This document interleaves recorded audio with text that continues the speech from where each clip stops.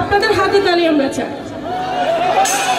ওনারা কি শুধু আমাদেরকে শুধু সারাক্ষণ লক্ষ্য করে যাবে না, ওনারা হাতে তালি দিবে না, তাই তো?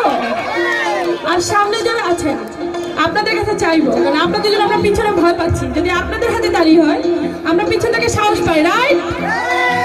কি পাবো? কই হাতে তালি হবে তো না?